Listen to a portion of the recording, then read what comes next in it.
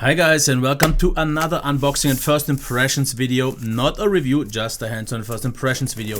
This time I have the Samsung Galaxy A5 and A3, both the 2016 models.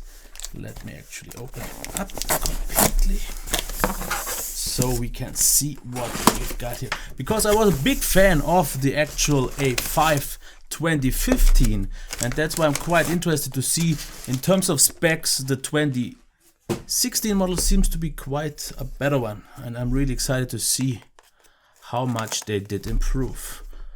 These are review units, so they aren't new, but at least they packaged them up. So this is the A3 and this is the A5.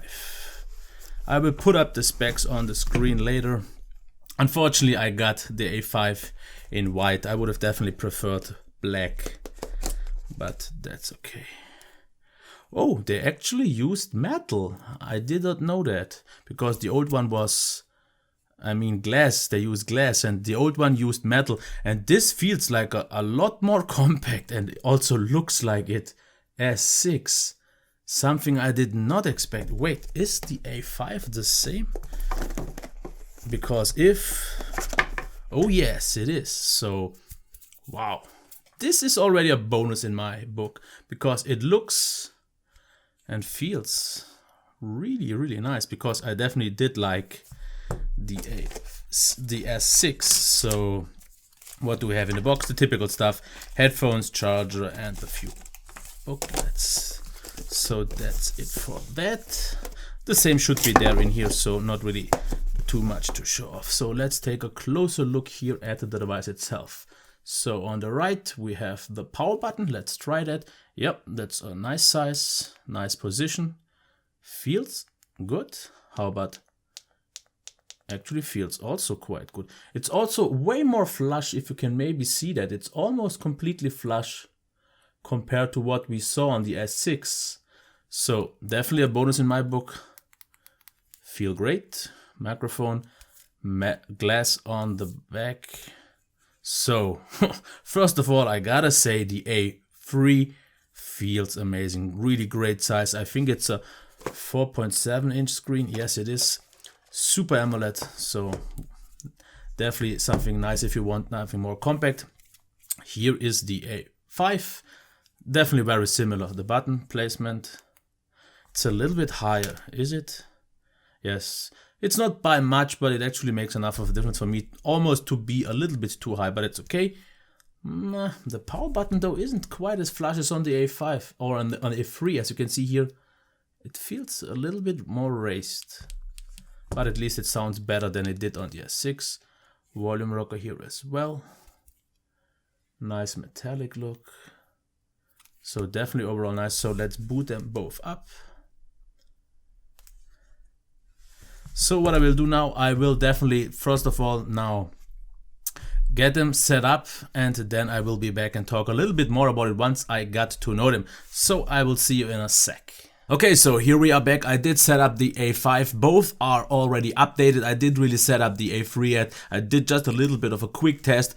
Just once again, something that I just have to drag once again through the mud. But this phone, the A3, feels so unbelievably awesome, because we have rounded curves here, so 2.5D glass on both sides with a really nice round feel in the hand, and the size is just amazing. The A5 feels exactly as the smaller one does.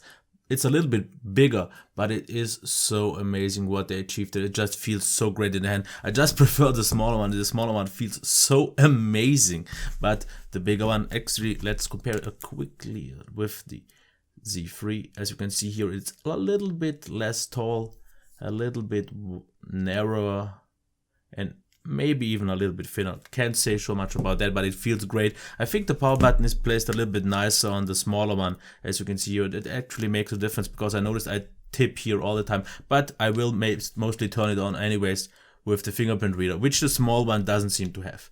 I will have to double check that, but I didn't find any fingerprint reader here, but here it works. I personally would wish for just to hold my hand, and actually, as you can see, it's not the fastest one, because you have to press, wake it, and then it needs, like, if we just press and try it now, it works okay, but I've definitely seen already way quicker ones. Especially one thing that I've noticed, and it is a little bit of a difference. It's not a huge thing, but the flush power or home button that is almost flush on the A3, which isn't on the big one. But other than that, qualities of this display, absolutely brilliant. This display will satisfy everyone, and this could already easily be also in the S6 or something like that, or in the S7. Could be a flagship display. It just looks brilliant, especially if you go check something darker here. We have inky blacks, contrast levels are awesome. Sound so far seems good. Not gonna make a demo, but it seems absolutely fine. As you can see, the performance absolutely okay. It's definitely not super extremely buttery smooth. There are quite a lot of smaller mini micro stutters, but in general I can't really complain because it's absolutely fine. Definitely for a mid-range or more than just suited, Google Plus here works quite okay as well. So it's definitely not a flagship. You will notice this throughout the entire scene, but I think it performs absolutely fine. I did see a few reviews where they said it just doesn't perform that well, and it could be well, but I think it's definitely good enough. Battery, I can't really say so much, but throughout the whole setup process, it didn't really drain a lot of battery, so I'm quite confident here. Software seems absolutely nice. I did already install a different theme. I'm not quite sure what it was called, but absolutely nice. I'm okay with that. So in terms of software, I'm fine. So overall, this looks like a winner here in my book. It's definitely a great phone. Once the price comes a little bit down, because with 400 euros right now, it's a little bit high. The smaller one, I think, is like 280, which has a 720p display, which also looks amazing. And as we can check here, performance here on this one looks also amazing, because we have the Exynos 7578 in here, and here the 7580.